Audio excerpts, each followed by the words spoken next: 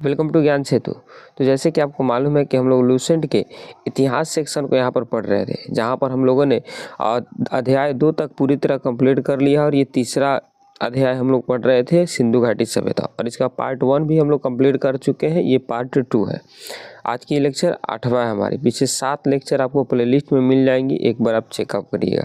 तो चलिए हम शुरू करते हैं अपने सिंधु घाटी सभ्यता को पढ़ना। किताब अपना निकाल लेंगे। हाँ, तो हम लोग इसके पहले वाले लेक्चर में यहाँ 13 तक कंप्लीट कर लिया था। हमने पिछले की लेक्चर में जाना था कि कौन कौन से वो स्थल हैं जो हड़प्पा सभ्यता में मिले हैं। आइए उसी के नीचे से हम शुरू करते हैं। तो घरों के दरवाजे और खिड़कियां सड़क की ओर न खुल करके पिछवाड़े की तरफ खुलते थे। केवल लोथल नगर के घर के दरवाजे मुख्य सड़क की ओर खुलते थे। देखिए, आपको पहले बताएं कि यहाँ की घरें कैसी होती थी, ग्रिड पद्धति द्वारा बनाई जाती थी, और ग्रिड पद्धति में जो घरें बनाई जाती थी उनके दरवाजे सड़कों की तरफ नहीं खुलते थे। ये दरवाजे पीछे गली में या फिर पीछे की तरफ खुला करते थे, क्योंकि इन लोगों का मानना था कि कोई अगर जानवर आए तो वो घर में घुस सकता है। इस वजह से वो लोग अपने दरवाजे को सामने की तरफ नहीं खोलते थे। सिंधु सभ्यता में की मुख्य फसल में गेहूं और जौ, और आपको मालूम होगा कि मानव ने सर्वप्रथम जब फसल की शुरुआत करी थी तो गेहूं और जौ की ही शुरुआत करी थी उन्होंने। और सिंधु घाटी सभ्यता में भी गेहूं और जौ की खेती ये लोग किया करते थे। संधववासी मिठास के लिए शहद का भी प्रयोग करते थे, ध्यान में रखेंगे। मिट्टी से बने हल का साक्ष्य बनावली से मिला है। इस पर आप अंडरलाइन करेंगे कि हड़प्पा सभ्यता में मिट्टी से बने हल कहाँ से मिले हैं, तो आपके बनवावली से मिले हैं। रंगपुर एवं लोथल से चावल के दाने मिले हैं, रंगपुर और लोथल से सिंधु घाटी सभ्यता में। लेकिन हमने बात किया था कि पाषाण काल में चावल के साक्ष्य कहाँ से मिले हैं, तो वहाँ पर हम आपको बताए थे कोल्डी हवा से। और सिंधु घाटी सभ्यता में कहाँ से मिले हैं, तो रंगपुर और लोथल से। रंगपुर हरियाणा में है और लोथल आपकी गुजरात में है, भोगवा नदी के तट पर ये है।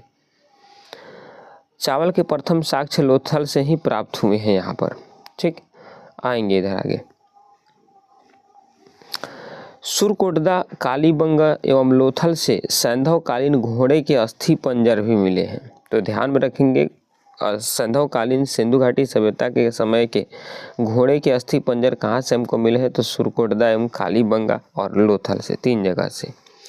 तौल के लिए इकाई संभवतः 16 के अनुपात में हुआ करती थी कि 16, 32 ऐसे करके तौल। आज इसे है ना 1 kg, 2 kg, 2.5 kg, 250 ग्राम, ये तो उस तरह से 16 के अनुपात में इस समय हुआ करती थी। इसके बाद सैंधव सभ्यता के लोग यातायात के लिए 2 पहिया एवं 4 पहिया वाली बैलगाड़ियों का इस्तेमाल करते थे, भैंसों का इस्तेमाल करते थे। ठीक, अब सुनिए, ये वो समय हुआ करती थी जहाँ पर बहुत सारी वस्तुएं को आयातित किया जाता था, मतलब दूसरे जगह से इसको मंगाया जाता था सिंधु घाटी सभ्यता में। जैसे बात करते हैं तांबा की, तो तांबा ये मंगाया जाता था खेतड़ी से, बलूचिस्तान से और ओमान से। खेतड़ी राजस्थान में है, बलूचिस्तान पाकिस्तान और ओमान आपकी एक देश है। तो सिंधु घाटी सभ्यता में तांबा लोग खेतड़ी से, बलूचिस्तान से और ओमान से मंगाते थे। इसके अलावा चांदी ये लोग अफगानिस्तान और ईरान से मंगाते थे। सोना की बात करते हैं तो कर्नाटक, अफगानी, ईरान, इन सब जगहों से मंगाते थे। टीन अफगानिस्तान और ईरान से मंगाते थे। गोमेद ये सौराष्ट्र से, ये सब धातु है। लाजवर्द ये एक धातु ही है, मेसोपोटामिया से मंगाते थे। सीसा आपकी ईरान से। अच्छा, सौराष्ट्र का मतलब गुजरात होता है, तो गोमेद गुजरात से मंगाते थे। अब सुनिएगा, तो इतने सारी चीज़ों का वो लोग विश्व से दूसरे देशों से आयात करते थे। लेकिन अभी तक इसमें लोहा का कोई साक्ष्य नहीं मिला है। पहले भी बता चुके आपको कि लोहा का साक्ष्य सिंधु घाटी सभ्यता में नहीं मिला है, बल्कि लोहा का साक्ष्य वैदिक पीरियड में 1000 BC में मिला है। कब? 1000 BC में। और ये कहाँ से मिला है, तो आपको मालूम होगा अतरंजी खेड़ा के एटा नामक जगह से मिला है, ध्यान में रखेंगे। अब आइए इधर, चलिए अगला है कि मेसोपोटामिया के अभिलेखों में वर्णित मेलुहा शब्द का प्रयोग सिंधु घाटी सभ्यता से ही किया गया है। मेलुहा शब्द सिंधु घाटी सभ्यता के लिए मेलुहा शब्द का प्रयोग किया गया है। मेलुहा पर आप अंडरलाइन करेंगे। ये भारत में के नाम में भी मेलुहा को लिया जाता है, ध्यान में रखेंगे। इसके बाद संभवतः हड़प्पा संस्कृति का शासन वणिक वर्गों के हाथों में था पिगट ने हड़प्पा एवं मोहनजोदड़ो को एक विस्तृत साम्राज्य की जुड़वा राजधानी कहा है। 2 पॉइंट हमें यहाँ पर जाने कि हड़प्पा संस्कृति का शासक वणिक वर्गों में था, यानी ये लोग कुछ काम धाम किया करते थे, उन लोगों के हाथ में था। और पिगट नाम के एक बहुत बड़े इतिहासकार हैं, उन्होंने बताया है कि हड़प्पा और मोहनजोदड़ो ये जुड़वा राजधानी है, क्योंकि एक ही नदी के एक साइड हड़प्पा है और एक साइड मोहनजोदड़ो है, तो ये जुड़वा राजधानी है, इस वजह से इसको पिगट जुड़वा राजधानी कहते हैं। सिंधु सभ्यता के लोग धरती को उर्वरता की देवी मानकर उसकी पूजा किया करते थे। आप जानते हैं पशुपतिनाथ की भी मूर्ति यहाँ से मिली हुई है सिंधु घाटी सभ्यता से। इसके अलावा वृक्ष की पूजा करते थे, शिव की पूजा करते थे, इत्यादि सभी की ये लोग पूजा किया करते थे।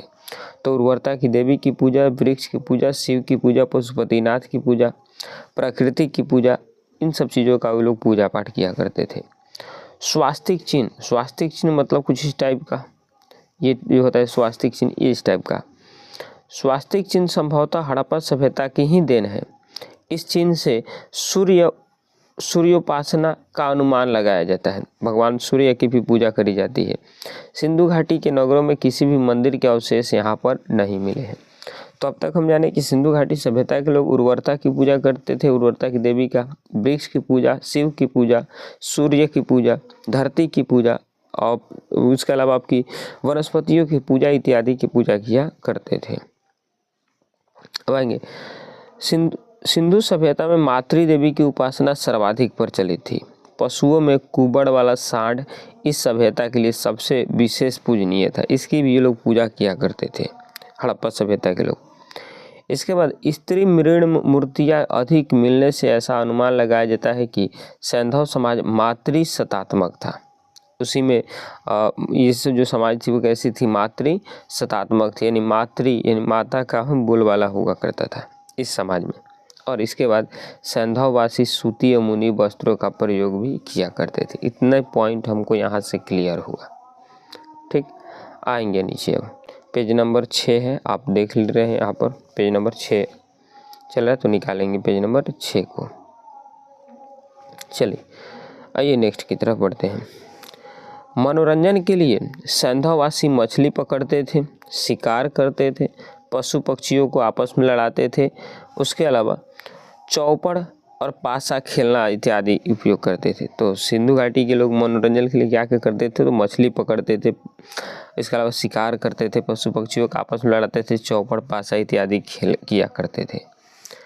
सिंधु सभ्यता के लोग काले रंग से डिजाइन किए हुए लाल मिट्टी के बर्तन बनाते थे।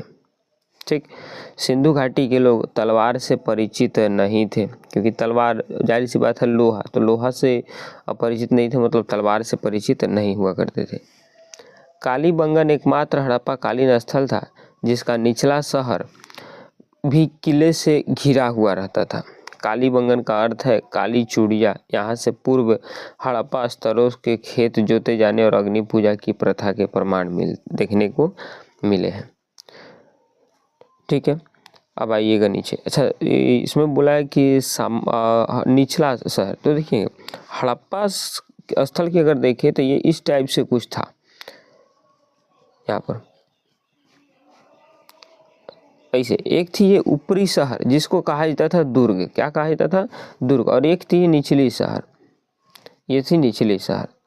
अच्छा, इस पर क्या होता था, ऊपरी शहर पर तो मंदिर मस्जिद ये सब मंदिर हुआ करते थे, यहाँ से लोग जाकर के इसकी पूजा पाठ किया करते थे, ध्यान में रखें। तो हड़प्पा सभ्यता का जो आवास था वो 2 वर्गों में बटा था, एक ऊपरी आवास जिसको दुर्ग कहा जाता था, निचला आवास। इसके बाद आएंगे यहाँ पर पर्दा प्रथा एवं वेश्यावृत्ति सैंधव, हाँ जी, तो पर्दा प्रथा और वेश्यावृत्ति ये सैंधव सभ्यता में प्रचलित थी। दोनों ही प्रथा सैंधव सभ्यता में क्या थी, प्रचलित थी। अब आएंगे यहाँ पर, इसके बाद शवों को जलाने एवं गाड़ने यानी दोनों प्रथाएं प्रचलित हुई थी।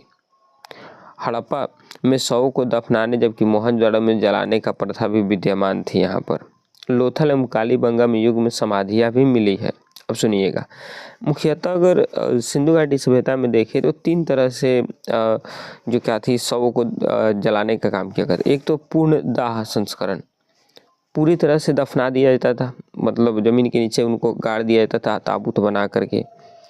एक दूसरा होता था जलाना, वो जलाते थे। और एक तीसरा भी प्रमाण देखने को मिला है कि आंशिक दाह संस्करण, मतलब पहले तो वो जो भी उनके पूर्वज मर जाते हैं, जैसे फारसी में लोग करते हैं, जब कोई मर जाता है तो उनको जंगलों में या फिर पहाड़ों पर ले जाकर छोड़ दिया जाता है ताकि चील कौवे खा जाए, और जो शरीर अवशेष बचता था उसको नदी में बहवा दिया जाता था। ठीक, इसके बाद सिंधु सभ्यता के विनाश का संभवतः सबसे प्रभावशाली कारण बाढ़ भी माना गया। अगर आप मोहनजोदाड़ो फिल्म देखते हैं तो वहाँ पर भी ये चीज़ें दिखाई गई है कि सिंधु घाटी सभ्यता में एक बहुत बड़ी बाढ़ आई और उस सिंधु नदी में, और उस बाढ़ के कारण पूरा सिंधु बर्बाद हो गया। आग में पकी हुई मिट्टी को टेराकोटा कहा जाता है। बस इतनी थी आपकी सिंधु घाटी सभ्यता। एक बार देख लेते हैं, कुछ हमने तो छोड़ा नहीं न है। मेरे ख्याल से तो हमने शायद कुछ नहीं छोड़ा है, सब के सब चीज़ों को हमने क्लियर कर लिया है। 2 लेक्चर थी इसमें और ये आपका चैप्टर ख़त्म हो गई सिंधु घाटी सभ्यता। अब हम कल नहीं परसों चौथा चैप्टर शुरू करेंगे वैदिक सभ्यता को। अब फिर कल क्या करेंगे, तो इस सिंधु घाटी सभ्यता से जो भी विगत वर्षों में जो भी पिछले साल प्रीवियस ईयर क्वेश्चन पूछी गई उन सबको हल करेंगे। ठीक, तो मिलते हैं कल की क्लास में, तब तक के लिए जय हिंद जय भारत।